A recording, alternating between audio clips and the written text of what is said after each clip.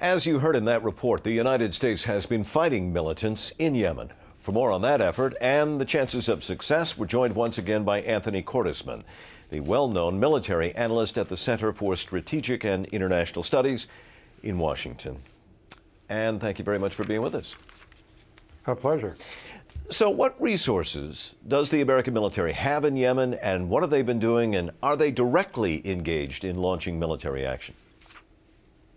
They're not engaged in launching military action, and we have to remember that we're talking about three different types of threat in Yemen. One is al-Qaeda in the peninsula, another are the Houthi rebels up in the north, and the third is a group of people who are from South Yemen who really want to be separated from North Yemen.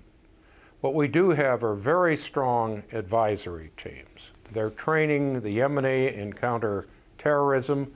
They're training them in intelligence. They're providing technical intelligence to go along with the human intelligence the Yemenis can provide for themselves. They're providing special equipment as well. We don't know the size of that training effort, but it includes special forces and people with special training in intelligence, and it is certainly having a significant impact on Yemen's capabilities. Well, given the complexity of the situation on the ground that you described there, what's the likelihood of success for that military effort?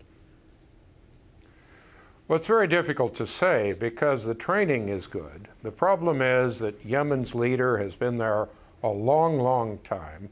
He seems to be losing control, the ability to deal with the different factions.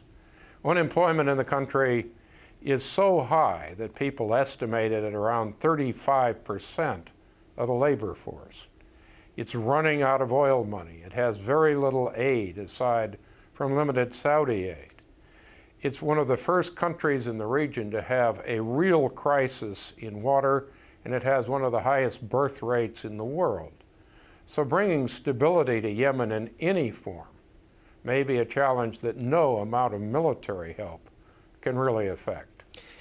This always, when we hear of U.S. forces in other places, raises the issue of, is the U.S. military becoming too thinly stretched, trying to battle al-Qaeda? And what would you say to that?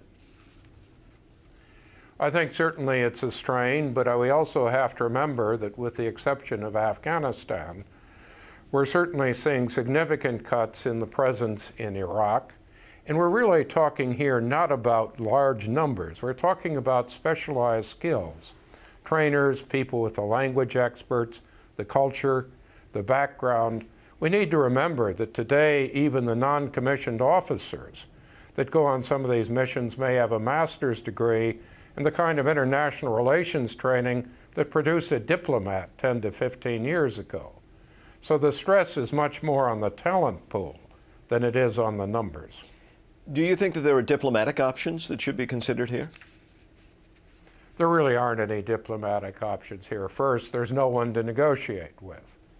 We're not dealing with the Houthi rebels in the north. We're not trying to deal with the separatists in the PDRY.